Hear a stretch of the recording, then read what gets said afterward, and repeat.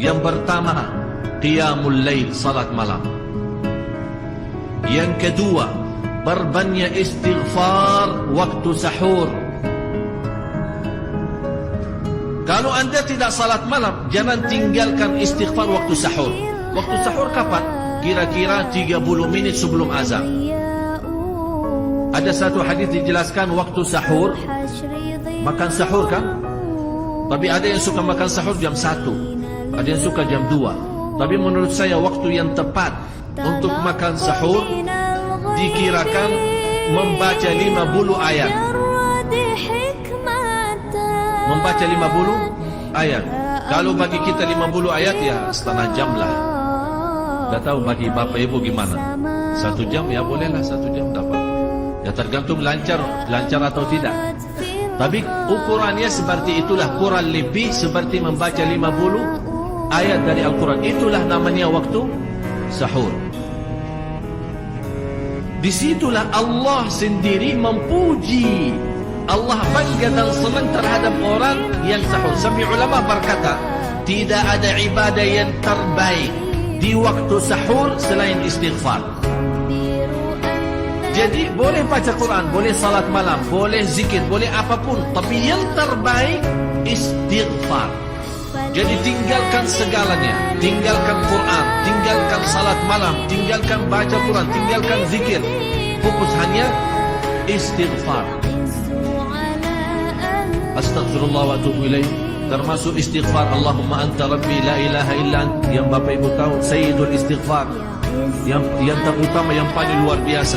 Allahumma anta rabbi la ilaha illa anta khalaqtani wa ana 'abduka wa ana 'ala 'ahdika wa wa'dika mastata'tu a'udzu bika min syarri ma sana'tu abu'u laka bi ni'matika 'alayya wa abu'u bi dhanbi faghfir li fa innahu la yaghfiru dhunuba.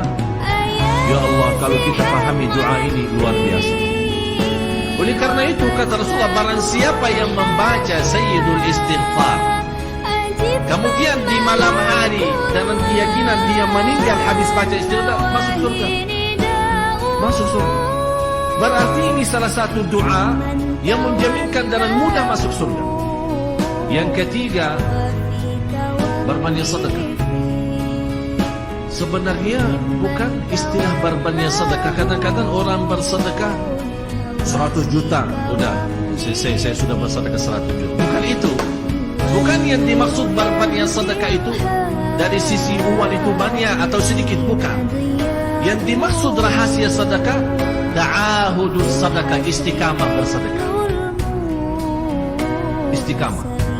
Itu tidak menjadi masalah besar maupun kecil. Itu tidak menjadi masalah. Karena bagi Allah tidak ada artinya besar maupun kecil. Kita tidak memberikan kepada Allah, karena Allah Maha Kaya.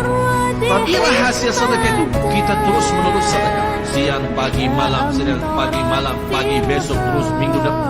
Tidak pernah berhenti. Setiap ada kesempatan selalu kita membawa sedekah. Itu namanya ta'ahudus sedekah. Jadi bapak ibu, jangan nunggu hari tertentu, bulan tertentu, malam tertentu kita bersedekah. Jangan. Setiap kita merasa ada berita baik, ada berita maupun ada berita buruk yang menyakiti perasaan kita di rumah tangga kita, anak kita, suami kita, istri kita, apapun, langsung segera sedekah. Disitulah rahasianya. Ikatkan seolah-olah kita sudah membuat perjanjian antara diri dan sedekah dalam segala hal, hal senang maupun hal tidak, hal bahagia maupun hal sedih, hal bangga maupun hal lagi menghadapi kesusahan, kesulitan, selalu sehat dan sakit. Terus yang keempat, zikir, berzikir pagi hari dan sore hari. Berzikir pagi hari dan sore hari. Ini 4 hal bapak ibu. Berdiri malam hari, itu yang namanya tahajud, panjangnya atau lamanya berdiri. Berbanyak istighfar waktu sahur. Yang ketiga, berbanyak sedekah. Yang keempat adalah berzikir di pagi hari maupun petang hari.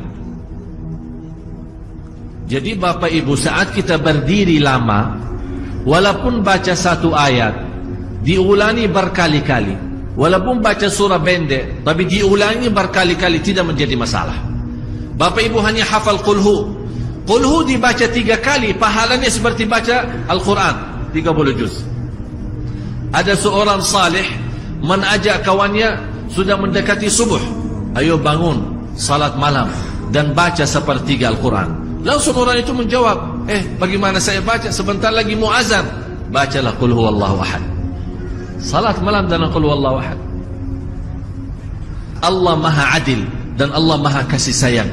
Bagaimanapun sebanyak dosa kita, sambil Allah bersabda di hadis yang qudsi, Allah berfirman di hadis yang qudsi, ya ibna Adam, hei anak Adam, kalau engkau membawa dosa sepenuh bumi, dosa dan maksiat, dosa besar maupun kecil, tapi tidak ada di antaranya berbuat syirik kepada Allah, kata Allah, saya tidak peduli, kata Allah, aku tidak akan peduli mengampuni segala-galanya.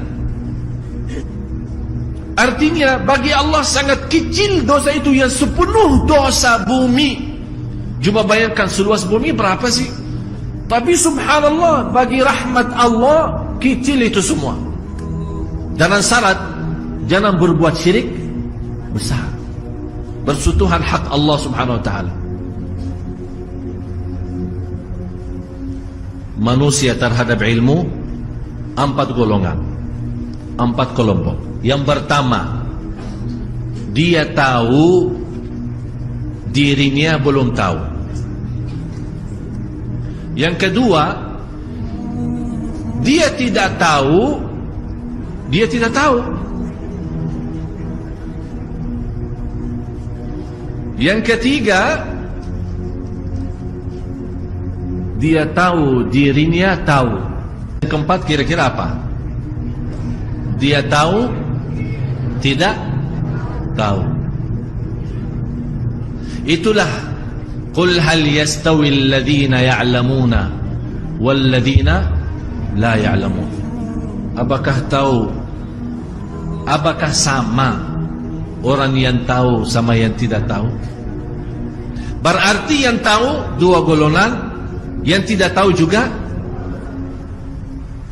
Yang tahu dirinya tidak tahu, ada yang tahu dirinya sudah tahu. Ada yang tidak tahu dirinya tidak tahu, ada yang tidak tahu dirinya tahu. Mudah-mudahan Bapak Ibu di hari ini diberikan oleh Allah kecerdasan fikiran, bisa memahami ayat ini. Menurut saya, kalau kita benar-benar mau memperbaiki kehidupan kita dan juga mau memperbaiki negeri kita, kuncinya salat malam.